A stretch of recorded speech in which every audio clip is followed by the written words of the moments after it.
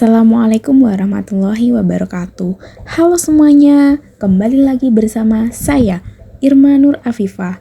Nah, pada kesempatan kali ini saya akan membahas tentang pendidikan Islam dan mobilitas sosial. Nah, langsung saja yuk simak videonya. A few moments later.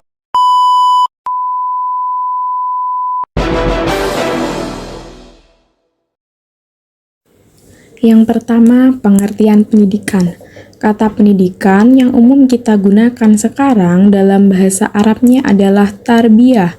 Dengan kata kerja robba, kata pengajaran dalam bahasa adalah ta'lim. Dengan kata kerjanya yaitu alama. Nah, pendidikan dan pengajaran dalam bahasa Arabnya tarbiyah wa ta'lim. Sedangkan pendidikan Islam dalam bahasa Arabnya adalah Tiliyah Islamiyah.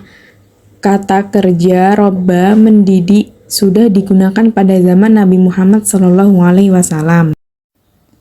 Nah, selanjutnya kata dasar dalam bahasa Arab yaitu asas, dalam bahasa Inggris foundation. Nah, secara etimologi berarti alas, fundamen, pokok atau pangkal segala sesuatu, pendapat, ajaran, dan aturan. Nah, pendidikan Islam adalah upaya rencana dalam menyiapkan manusia untuk mengenal, untuk memahami, untuk menghayati, dan mempercayai ajaran agama Islam. Dengan dibarengi tuntutan untuk menghormati agama lain dalam hubungan antar umat beragama.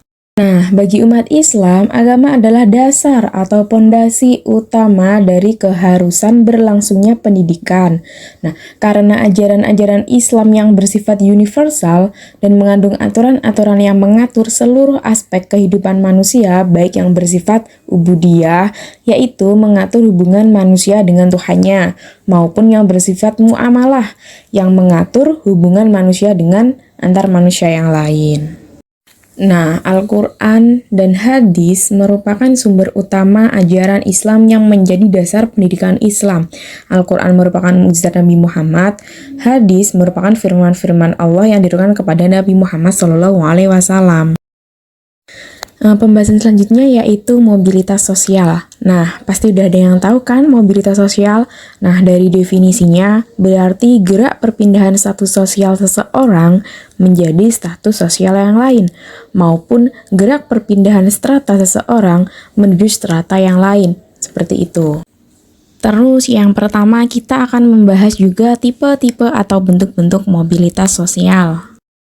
Nah, yang pertama ada mobilitas yang biasa disebut dengan mobilitas sosial vertikal. Nah, apa yang dimaksud dengan mobilitas vertikal ini adalah gerak perpindahan status sosial yang berpengaruh terhadap derajatnya dia. Nah, mobilitas ini tuh bisa naik, bisa juga turun. Untuk yang naik biasanya kita sebut sebagai social climbing. Mungkin sering dengar ya kata social climber di media sosial. Nah, itu yang disebut mobilitas sosial vertikal. Sedangkan yang turun disebut sebagai mobilitas sosial sinking. Jadi, perpindahan dari derajat yang tinggi ke derajat yang rendah, seperti itu. Contohnya, satu social climbing atau yang naik. Itu misalnya ada seseorang karyawan yang kemudian dia itu diangkat atau dipromosikan menjadi seorang manajer. Nah, itu adalah salah satu contoh mobilitas sosial vertikal yang naik.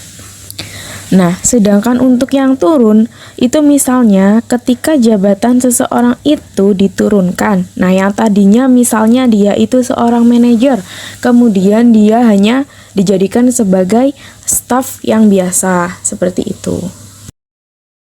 Yang kedua yaitu berdasarkan ruang lingkupnya. Nah, berdasarkan ruang lingkupnya itu dibagi menjadi dua. Yang pertama ada mobilitas sosial intragenerasi. Yang kedua ada mobilitas sosial antar generasi. Nah, apa bedanya mobilitas sosial intragenerasi dengan mobilitas sosial antar generasi?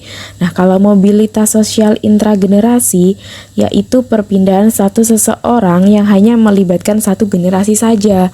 Misalnya nih, seseorang yang naik jabatannya, atau misalnya perpindahan status sosial yang terjadi di dalam teman sekelas, dan lain-lain. Nah, sedangkan mobilitas sosial antar generasi itu melibatkan generasi yang berbeda. Biasanya generasi ayah dan generasi anak. Nah, mungkin teman-teman melihat contoh nih, misalnya ada seorang ayah atau ibu yang dia itu profesinya adalah sebagai dosen, misalkan nih. Sedangkan ada juga profesinya yang sebagai guru kayak gitu.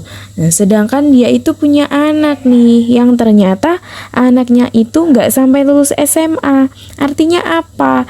Di sini ada semacam perpindahan status sosial. Mungkin di sini maksudnya status sosial yang turun, itu yang dimaksud dengan mobilitas sosial antar generasi. Selain ada mobilitas vertikal, ada juga mobilitas sosial horizontal. Apa bedanya sama yang vertikal? Nah, kalau yang vertikal tadi berpengaruh terhadap derajatnya, tapi kalau yang horizontal tidak berpengaruh. Artinya, perpindahan status ini masih di dalam derajat yang sama. Contohnya misalnya nih, seseorang yang memutuskan untuk pindah agama, atau seseorang yang kemudian dipindah tugaskan kerja dengan jabatan yang masih sama. Jadi perpindahan statusnya itu tidak berpengaruh terhadap derajat atau strata orang tersebut. Nah, itu yang disebut sebagai mobilitas horizontal. Yang ketiga ada mobilitas sosial lateral. Nah, lateral ini berkaitan dengan wilayah. Jadi, biasanya itu contohnya seperti transmigrasi, seperti urbanisasi. Nah, seperti itu. Jadi, perpindahan seseorang dari satu wilayah ke wilayah yang lainnya.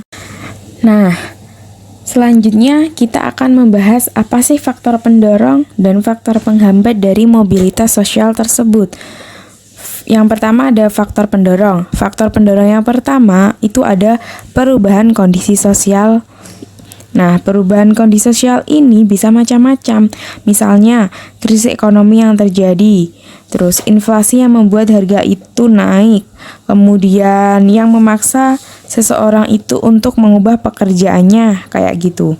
Terus ada juga nih misalnya berkaitan si seseorang itu di PHK dan lain-lain. Nah, itu bisa menyebabkan terjadinya mobilitas sosial. Faktor yang kedua ada perluasan wilayah atau gerak populasi. Nah, itu masih berkaitan tadi dengan penduduk tadi. Contohnya di mana di zaman Hindia Belanda dulu pernah ada kebijakan politik etnis yang salah satu poinnya itu adalah program transmigrasi, di mana pemerintah Hindia Belanda pada saat itu membuka lahan baru di Sumatera. Nah, untuk memenuhi sumber daya manusianya, maka dilakukanlah program transmigrasi. Orang Jawa itu kemudian dipindah untuk bekerja di sana. Nah, itu juga merupakan salah satu faktor pendorong dari mobilitas sosial. Nah, selanjutnya ada faktor yang ketiga, yaitu adanya komunikasi yang bebas. Karena kita tahu ya bahwa apabila komunikasi di suatu negara itu tertutup, maksudnya dalam artian tidak ada kebebasan untuk berbicara, itu akan menghambat terjadinya mobilitas sosial. Nah, faktor yang keempat yaitu pembagian kerja. Ini berkaitan dengan dipindah tugaskannya seseorang walaupun bisa dengan jabatan yang sama ataupun dengan jabatan yang lebih tinggi. Selain itu, salah satu faktor yang tidak kalah berpengaruh adalah situasi politik. Salah satu contoh yang mungkin kita tahu itu adalah peristiwa reformasi yang terjadi di tahun 98. Nah, itu adalah contoh bagaimana situasi politik kita itu membawa sebuah perubahan yang sama besar. Terjadi banyak sekali mobilitas sosial di sana. Nah, setelah membahas faktor pendorong, sekarang kita akan membahas apa saja sih yang menjadi faktor penghambat dari mobilitas sosial. Jadi yang pertama ada kelas sosial. Nah, adanya kelas sosial, contoh yang umum diketahui oleh masyarakat itu misalnya kelas sosial yang ada di agama Hindu. Nah, di agama Hindu bagaimana salah satu kelas itu ada yang namanya kelas Sudra atau kelasnya para budak. Karena adanya sistem kelas ini menjadi faktor penghambat salah satu mobilitas sosial. Nah, karena apa? Karena seseorang yang sudah terlahir sebagai seorang budak, dia tidak punya pilihan lain.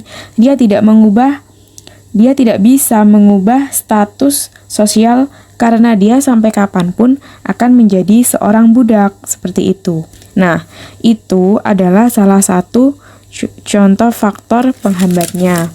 Nah, selanjutnya yang kedua, adanya diskriminasi kelas.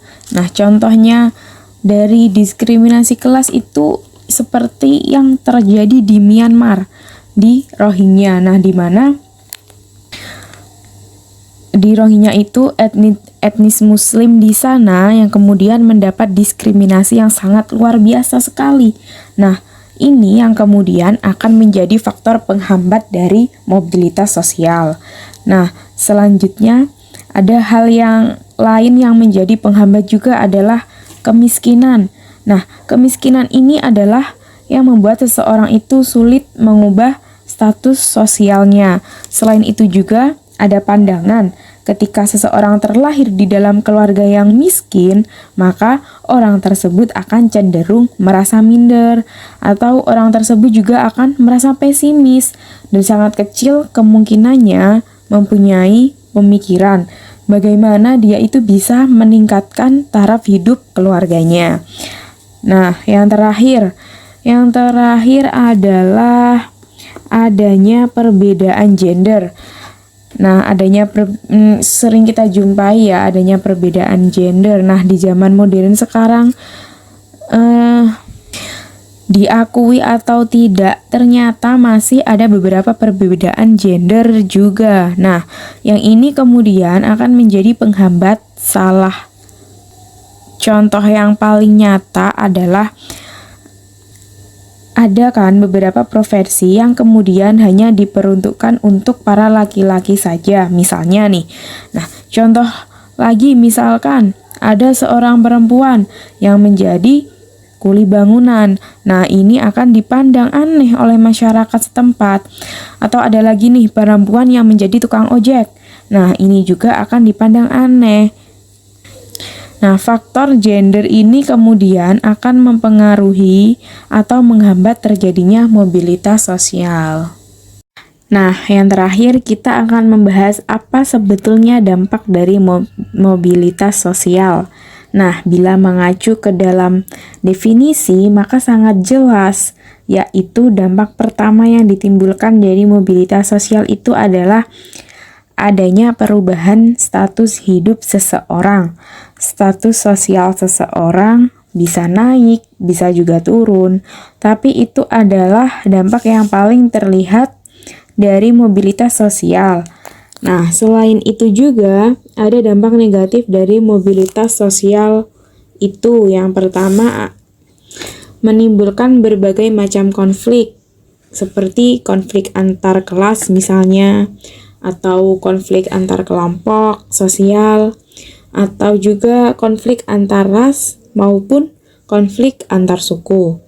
Nah, ini adalah konflik yang sebenarnya sangat sering terjadi di Indonesia. Maka, mobilitas sosial ini harus benar-benar disikapi dengan baik dan disikapi dengan dewasa oleh masyarakat Indonesia yang merupakan masyarakat multikultural. Nah, cukup segitu ya materi untuk kesempatan kali ini.